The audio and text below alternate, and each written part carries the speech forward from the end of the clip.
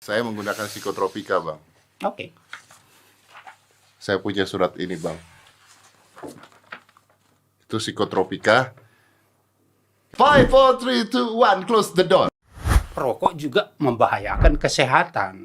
Tapi Dijual, Bang. ya dijual di seluruh dunia, itu dijual. Dan penghasilan pajak terbesar itu. Nah, itu yang saya bilang Kalau tadi. ganja tiba-tiba dipajakan gimana, Bang? Mungkin. Itu yang saya bilang tadi. Ini kan yang dilegalisir tadi itu juga kan salah satunya adalah bisnis, mencari duit. Iya. Kalau bukan untuk mencari duit, untuk mencari uang, bisnis dalam narkotika, nggak ada yang mau ngirim narkoba ke Indonesia tontonan. Nggak ada hasilnya, Nggak buat ada apa? hasilnya. Ya kalau sebenarnya bukan buat bisnis juga, buat kesehatan, rokok juga nggak ada harusnya. Memang mereka berpikir begitu.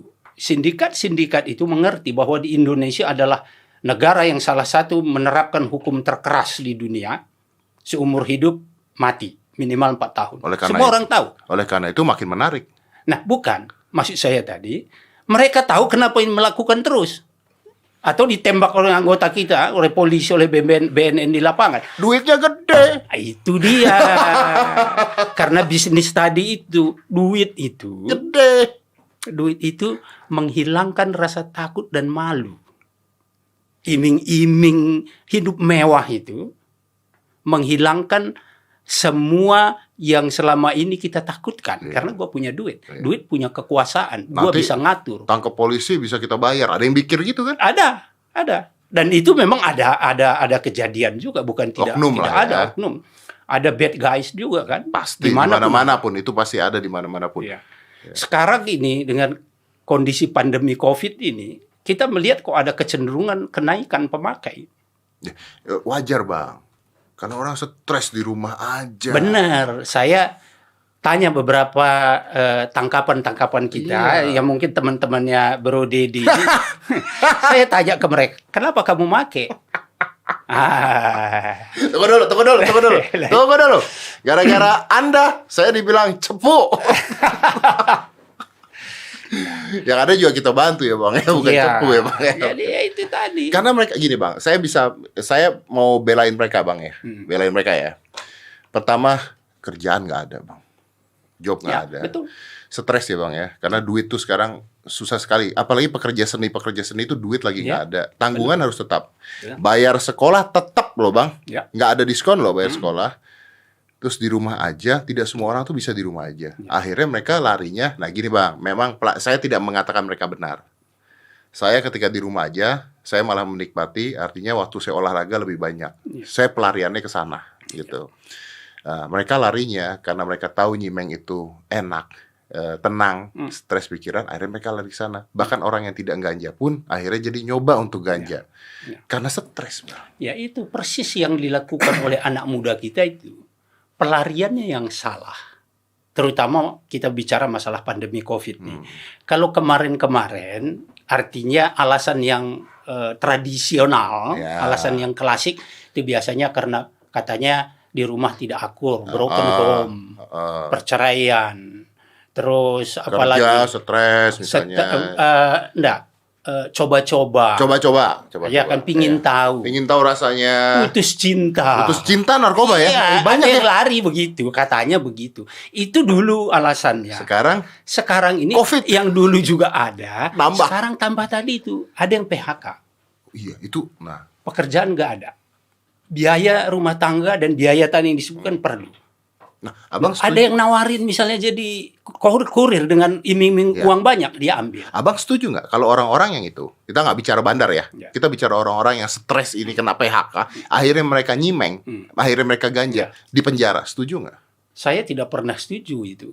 Kalau dia memakai hanya sebagai pengguna, pecandu, saya yang selalu menyampaikan kepada Polda maupun BNN, kamu cek itu. Kalau memang betul dia hanya pemakai, pecandu, kamu kirim ke tempat rehabilitasi. Ngapain di penjara? Itu bukan solusi. Nah, itu yang saya bilang tadi. Ternyata dalam situasi COVID ini, pandemi COVID ini, terjadi stres.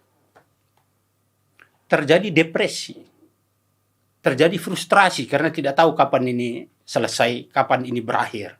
Sementara pekerjaan tidak bisa dilakukan bisnis, tidak bisa jalan, uang tidak mengalir, yang lain di PHK, perusahaan tutup, ya pastilah stres tadi, depresi, frustrasi tadi. Pelariannya ya itu tadi. Kalau pelariannya ke olahraga itu sudah benar. Ya. Pelariannya misalnya ke arah yang positif sudah benar. Tetapi ada yang mentalnya tidak cukup kuat. Mulai dia mencari bahan-bahan yang tergolong kepada narkoba Untuk tadi. menenangkan. Ya, apakah itu menyenangkan. narkotik, apakah itu psikotropika atau bahan-bahan yang lain. Biasanya itu alasan mereka pertama, sulit tidur. Bang, saya mau lapor. Ya. Siap, Bang. Tapi jangan ditangkap. Apa itu? Saya menggunakan Saya psikotropika. tidak dalam posisi menerima laporan. Polisi palsu misalnya. Saya menggunakan psikotropika, Bang. Oke. Saya punya surat ini, Bang. Itu psikotropika. Kita lihat, nah Ya. ada surat itu. Nah, gimana, Bang? Ya benar, ini udah benar. Itu sudah benar. Ya, karena kembali lagi saya bilang, narkotika psikotropika itu pada dasarnya kan obat. Orang yang dilanda kecemasan yang terlalu tinggi, rasa ketakutan, rasa tidak percaya diri, mengarah kepada gangguan psikologis. Ya, tapi kalau saya bukan nggak percaya diri, Bang. Iya, apalagi gangguan psikologis. Gangguan yang lain saya nggak tahu. Ya, terutama gangguan yang itu lah saya nggak tahu. Itu Viagra, Bang. bukan. Jadi maksud saya itu boleh dikasih, Itu boleh. tapi dengan persetujuan dokter yang memeriksa. Betul. Kalau Bro Dedi sekarang pergi ke dokter karena sulit tidur, terus dokter bilang ya memang Anda perlu obat yang mengandung psikotropika atau narkotika berapapun golongannya dan diberikan resep seperti ini, resmi kan? Resmi. Nggak ada masalah. Berarti ini bukan disalahgunakan. Narkotika yang digunakan itu tepat sasaran. Yang terjadi sekarang ini kan dia nggak sakit. Nggak ada gangguan apapun. Dia minum obat ini, ya jadi sakit lah. Loh, saya nggak ngertinya gini, Bang. Kan sebenarnya gini, Bang. Ini saya cerita sama Abang ya, Bang ya. Kan saya punya bahu ini. Kan copot, Bang. Oke. Copot dan memang udah nggak bisa sembuh kecuali dioperasi. Jadi kalau nggak dioperasi itu setiap malam, kalau kena AC itu sakit sekali cucutan. Jadi kadang-kadang sulit untuk tidur dan sebagainya. Akhirnya harus menggunakan kayak benzo dan obat-obat seperti itu. Ya. Dan sebenarnya mudah untuk mendapatkan ini, Bang. Mudah. Nah, kenapa orang tidak mau aja? Ya udah kan tinggal ke dokter ahli saraf atau ahli jiwa gitu. Tinggal ke dokter ngomong, dikasih kok, saya dikasih nih. Ya dikasih pasti karena bener. Oh dia nggak sakit ngapain dia ke dokter? Dia sakit apa? Loh, Bang, kalau dia tidak bisa tidur pun, susah tidur, memang kecemasan tidur, dia minta juga dapat kan? Dapat, Iya. itu namanya sudah diperiksa dokter, melalui dokter. Nah yang tadi itu kan dia nggak ada masalah apapun, anak-anak muda yang 19-20 tahun, nggak ada masalah apapun dia dalam kesehatannya. Tapi dia memang ingin menggunakan Untuk fun, itu masalahnya. Untuk pesta, untuk pesta. untuk relaksasi. Tadi itu memang benar.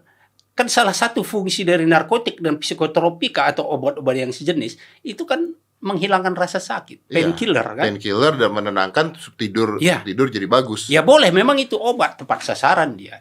Nah sekarang kita nggak ada rasa sakit supaya kita fly, enak, pesta-pesta, fun, hura-hura. Nah ini yang tidak boleh. Itu yang tidak boleh.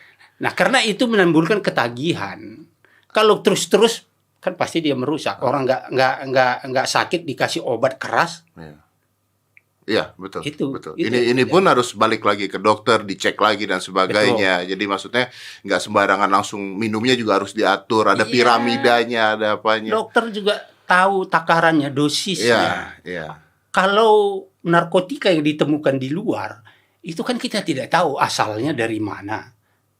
Dosis yang dipakai berapa banyak. Ya seenaknya aja ada, ya hajar aja tuh. Ya kadang-kadang beli online juga bisa palsu juga loh, Bang. Ya, makanya banyak yang OD. Overdosis juga namanya, karena takarannya nggak benar kan. Pada saat tubuhnya memang tidak siap, kemudian dicekokin terus. Ya habis. Wah, saya telan satu, belum ngefek nih. Mana lagi satu? Telan lagi satu. Belum nih.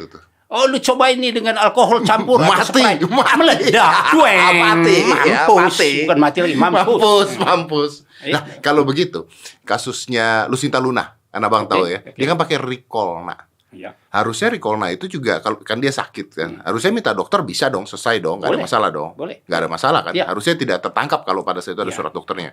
Nah, kalau abang ikutin berita dia terakhir, baru aja hari ini mengatakan bahwa kan ada ekstasi ketemu 2 nih bang. Dia bilang katanya dia disuruh ambil sama polisi, katanya gitu, dan dia mengatakan bukan punyanya dia ngotot. Tapi kan gini bang, orang ngotot tuh nggak ada yang tahu yang bener yang mana kan, bisa aja dia bener, bisa aja dia bohong. Bener kan bang? Bisa dia bener, bisa dia bohong.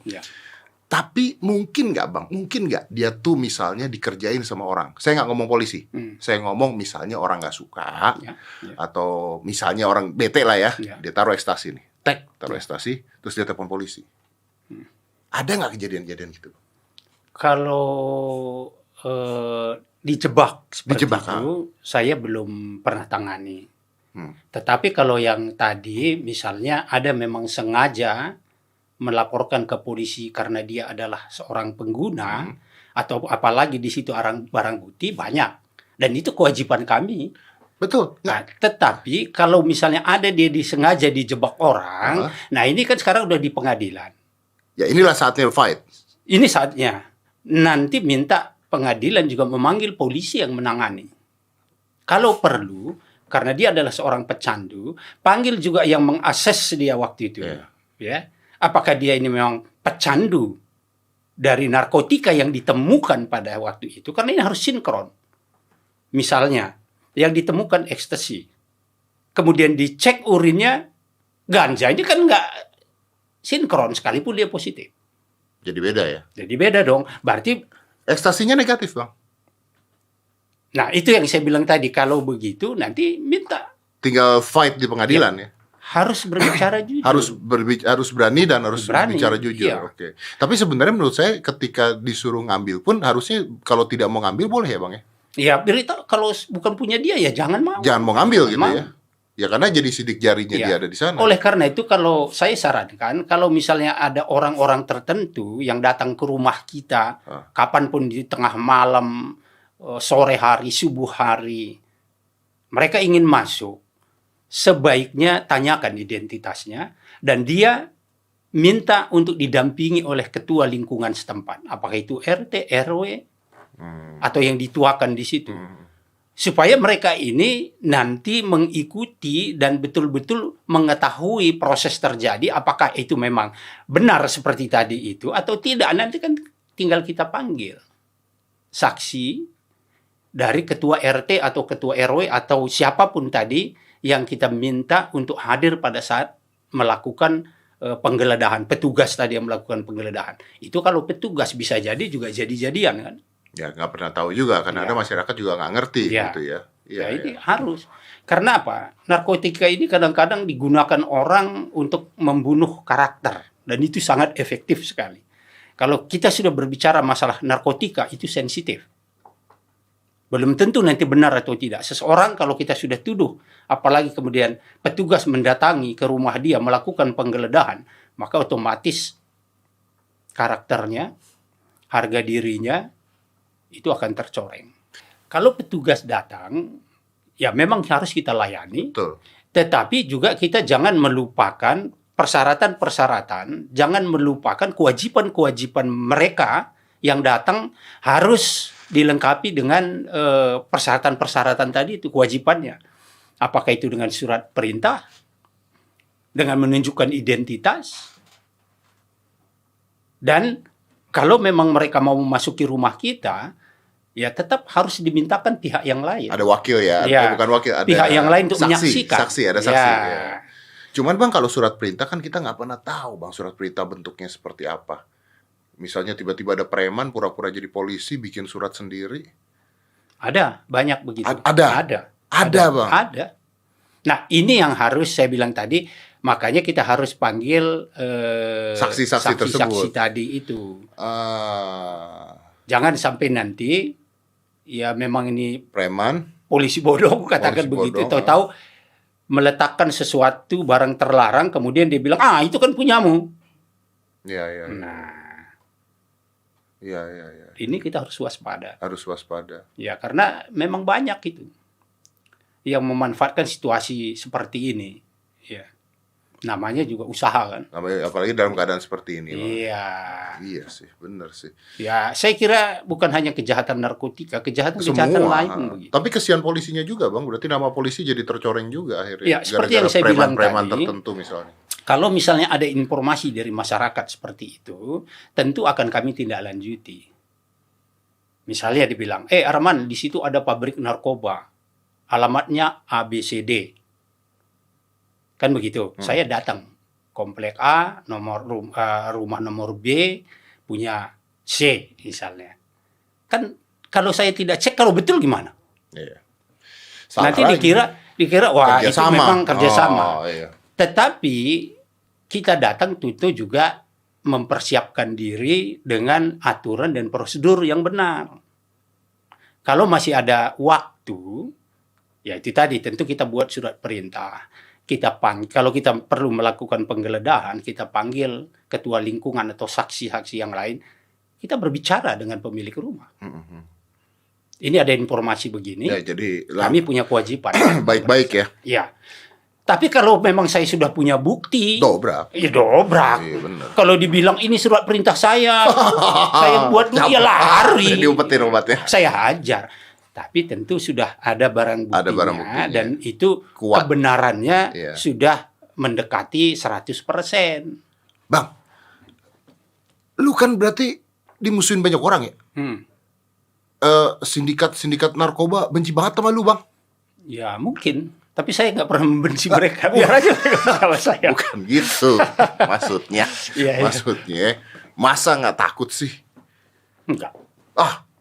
Enggak, terus terang. Saya nggak. Di film-film, saya ngomong dulu deh, Bang. Ya. Di film-film, namanya sindikat narkoba nih. Yang ini orang nih yang mau ngancurin nih, matiin. Iya, Bang. Film-film gitu kan. Masa abang nggak punya rasa takut? Anak ada, keluarga ada. Gerebek narkoba berapa ton. Udah gitu kasih lihat nih, narkoba nih berapa ton kita tangkep. Ini sindikat-sindikat, mafia-mafia kan. Oh, ini nih gitu. Iya. Dulu, ya sekarang sudah enggak lah, udah tua masa takut. Ya betul. Jadi kalaupun misalnya ada yang berniat begitu, ya silakan aja yang jelas. Ya jangan silakan dong, Bang. Kenapa jadi silakan? Amit-amit. Artinya ya terserah lu deh. Gitu. Amit-amit. Dan juga, kenapa? Sejauh yang saya lakukan, saya percaya bahwa yang saya lakukan itu benar. Saya tidak melakukan pelanggaran. Saya tidak menangkap orang sembarangan. Bang. Sebentar dulu. Saya tidak memeras orang. Ya. Saya tidak menyakiti hati orang. Saya tidak menyakiti istrinya atau mempermainkan anak-anak gadisnya. Saya nangkap karena dia adalah bandar narkoba. Kenapa mesti saya takut? Bang. Kecuali kalau saya peras tadi, istrinya saya ganggu, anak-anaknya saya ganggu, saya kemana pun takut karena mereka pasti dendam sama saya. Sekarang masa seorang polisi takut sama maling yang ditangkap? Kan enggak. Tapi kan sindikat. Ya kalau dulu memang ada sih yang ganggu-ganggu seperti itu. Ada. Tapi kalau di luar negeri saya nggak begitu khawatir. Kalau di luar negeri ya kadang-kadang memang saya harus waspada. Oh, di sini nggak begitu khawatir? Ya karena sudah sering, dan saya sudah betul-betul waspada, sudah mengerti jaringan mereka lah. Tapi kalau luar negeri kan kita nggak tahu. Ini goblok banget beneran. Kenapa nggak khawatir kan udah sering? Iya. Kalau itu bukan nggak takut, Bang, bebal. Ya mungkin begitu. Bebal. Iya. Kalau sekarang pun nggak ada yang ngawal saya sendiri datang ke sini sama supir kan. Iya sih, Bang. Tapi maaf ya, Bang ya. Maaf nih, Bang ya. Menurut gue nih ceritanya. Lu salah loh, Bang. Kenapa salah? Abang mengatakan bahwa saya berbuat baik. Emang orang berbuat baik nggak bisa dijahatin orang? Bener. Bisa. Nah, iya. Ya kalau mereka orang jahat, kita kan nggak tahu hatinya. Mungkin aja sebelah saya ini jahat hatinya. Ya biar aja dia jahat hatinya. Yang penting saya melihat dia, memandang dia positif.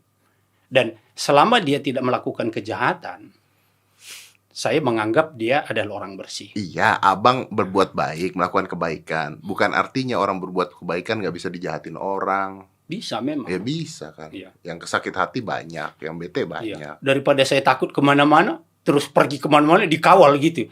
Nggak usah lah ya, malu-maluin aja. Nggak pernah dikawal, Bang?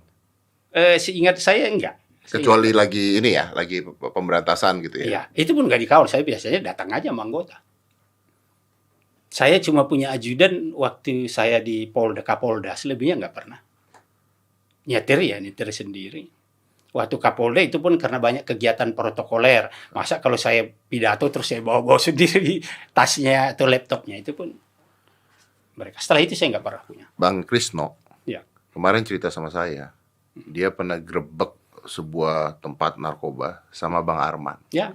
Dan itu sudah Itu bawa pistol. anggota saya lama masalahnya. Iya, bawa pistol, bawa senjata, dan di dalam ditemukan granat Korea. Oh iya, saya ingat itu. Yang bisa meledak kapan aja. Ya. Dulu kita sita pistol, ya betul. Di dekat-dekat sini kok. Dekat-dekat sini. Hah? Iya. Kemarin dia kayak cerita. Tangerang. Ada granat, betul saya ingat. Ada pistol CZ kalau nggak salah, dua senjata apa 3 senjata. Artinya Bang Krisno kemarin ngomong, itu kalau granat diledakin aja mati gitu. Mati. Tapi kan nggak mati sampai sekarang. Amit-amit ya. Amit. Ya. Oh banyak, kalau kejadian begitu mah banyak. Banyak. Pernah satu kali. Tembak-tembakan nggak? Pernah satu kali kita melakukan operasi di laut. Setelah kita tangkap, ada orang Somalia satu, dan orang ini terkenal perampok di negaranya, itu sempat merebut senjata kita. Ngerebut senjata? Ya, senjata anggota kita. Itu Steyr dulu senjatanya, senjata tempur, salah satu senjata yang paling canggih di dunia. Itu diarahkan kepada kita, tapi nggak meledak. Mas udah diarahkan? Ditembakkan, tapi nggak meledak. Serius? Serius. Udah ditembakin? Sudah diarahkan ke kita, sudah di pelatuknya sudah ditarik, tapi tidak meledak. Macet aja gitu? Ya. Itu dilindungi? Saya nggak tahu itu. Sebenarnya senjata itu macet. Begitu dicek nggak macet kok. Tapi dia nggak meledak. Wah itu. Terus lagi ada lagi. It's a miracle. Ya itu dia. Ada lagi pada saat kita pengecekan itu ke satu daerah ini, sudah kita temukan narkoba, kita pakai heli. Helinya rusak, mendarat darurat. Hard landing. Selamat. Ya banyak. Artinya ya banyak sekali. Tapi saya kira banyak ceritanya yang begini. Banyak sekali. Tapi cerita-cerita yang sedih juga banyak. Yang meninggal anggota? Anggota yang ditembak ada. Karena narkoba juga? Ya meninggal bukan karena narkoba. Bukan, maksudnya karena kasus narkoba? Ya pada saat kita operasi. Ada yang ya itu udah saya sendiri yang tahu lah. Wah itu Pak, kalau abang lihat begitu sebagai anak buah, sebagai kepala, tanggung jawab, merasa... Itu yang terpikir. Makanya selalu saya arahkan kepada anggota saya, pada tingkat menengah kalau dia beroperasi di lapangan, ya kamu harus tanggung jawab terhadap anak buahmu ini. Karena kalau terjadi apa-apa, kita yang mempertanggungjawabkan kepada istrinya, kepada anak-anaknya. Jadi jaga betul. Artinya, bukan kita tidak mengejar target, tetapi keamanan anggota, personil kita, itu lebih utama daripada menangkap penjahat. Bang, ini maaf kalau saya salah ya Bang. Tapi saya barusan aja salut sekali sama Bang Arman. Ini maaf kalau saya salah nih. Waktu Bang Arman ngomongin anggota Abang ketembak meninggal, mata Bang Arman tuh merah banget. Tapi itu dulu. Iya, nggak, tapi maksudnya artinya buat Bang Arman itu adalah... Dia sebenarnya tidak meninggal waktu itu, tapi dia 2 kali ketembak. Sekali pada bagian kaki, sekali paru-parunya yang kena. Tapi akhirnya memang setelah dia dinas, ya. Karena sudah. Tapi udahlah, itu saya tidak ingin. Ya, tapi maksud saya artinya abang peduli sekali dengan anak buah abang seperti keluarga. Karena tadi ketika abang cerita aja, ini Bang. Ya, anak buah itu kan sama dengan kita. Ketika kita lengah, dia yang menjagai kita. Ketika kita perlu sesuatu, dia yang membantu kita kan. Ya, itulah anak buah. Apalagi di narkotik ini biasanya kita lama sekali di situ. Salah satu persyaratan mungkin menurut saya, orang yang tugas narkotik itu tidak boleh cepat. Harus dia cukup jam terbang. Karena kalau dia hanya sebentar, dia tidak bisa menyelami, tidak bisa memahami secara mendalam bagaimana operasi sindikat itu.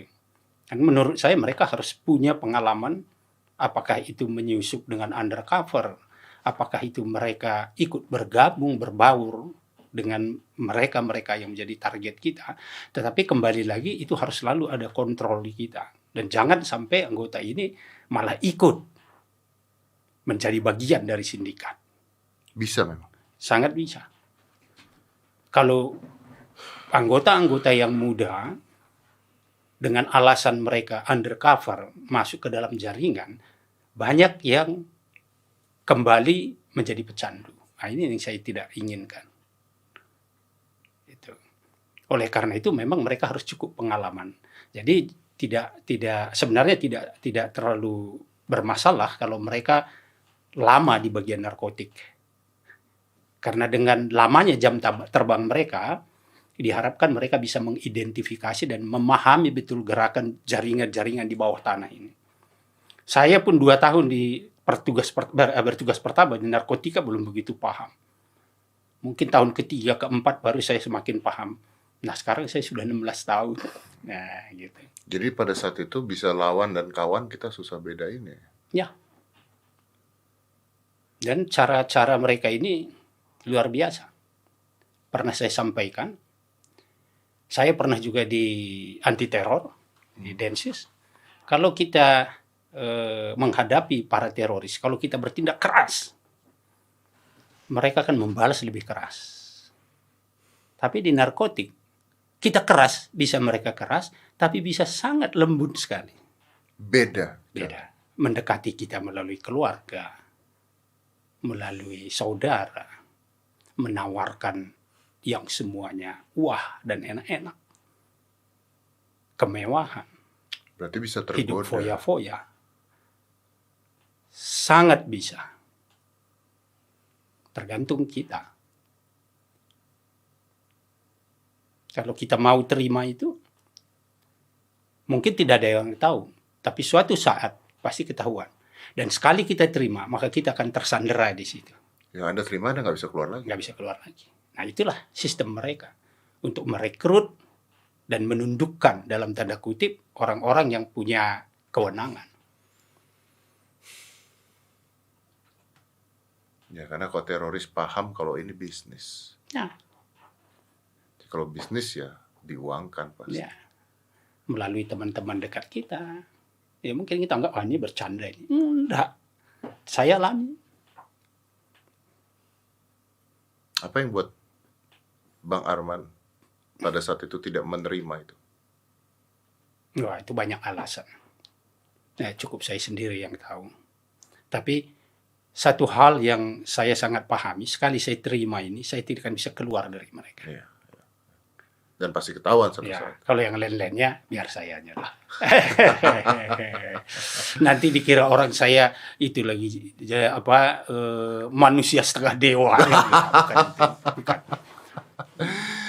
Bang, terima kasih banyak loh Bang. Saya ngobrol sama Bang nih senang sekali, dan hari ini tepatnya adalah Hari Anti Narkoba. Anti-narkotika. Oke ya. Anti narkotika. Saya ingin sampaikan bahwa Hari Anti Narkotika Internasional itu bukan ulang tahun, bukan harus dirayakan, tetapi itu sebenarnya mengingatkan kita akan korban-korban narkotika yang sedemikian banyak di dunia ini, terutama anak-anak muda yang tidak terawat, yang tidak mendapat kesempatan untuk rehabilitasi, yang terlantar, yang terlupakan, juga termasuk petugas-petugasnya. Mungkin di negara kita tidak begitu banyak yang korban akibat pemberantasan narkotika. Coba kita lihat di Amerika Latin, di ASEAN ini juga ada. Begitu banyak petugas yang gugur. Nah, kesempatan inilah kita mengenang mereka dan sekaligus prihatin. Jadi Hari Anti Narkotika ini bukan ulang tahun, bukan perayaan. Bukan pesta ya. Ya. Ini adalah upaya kita untuk tetap mengingatkan supaya masyarakat kita betul-betul aware Masyarakat kita betul-betul mengerti dan paham bagaimana melindungi warga negara Indonesia, karena ini adalah aset kita ke depan, terutama generasi muda. Nah, makanya motonya kali ini adalah sehat 100%, hidup 100%. Nah, bukan sehat saja, sehat dan waras. Kalau sudah menggunakan narkoba tidak waras. Tidak waras.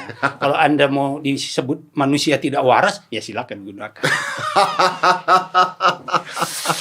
Oke Bang Arman, terima kasih banyak buat waktunya. Ntar kapan-kapan saya main lagi ke BNN Bang. Oke. Terima kasih banyak. Silakan. Luar biasa ya, itulah dia tadi Bang Arman Depari. Wah, ini keren banget. Jadi intinya ya pokoknya segala sesuatu itu bisa digunakan secara baik, bisa secara buruk juga. Kalau memang butuh obat-obat tertentu dan sebagainya, ke dokter, ada resep dokter, digunakan secara baik ya. Jadi tidak penyalahgunaan gitu ya. Dan selamat nggak ya? Selamat Hari Narkotika Nasional. Nasional apa internasional? Internasional ya. Selamat Hari Narkotika Internasional.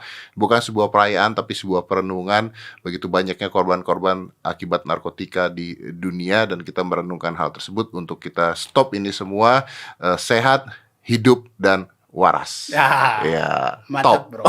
Oke, let's close the 5, 4, 3, 2, 1, close the door.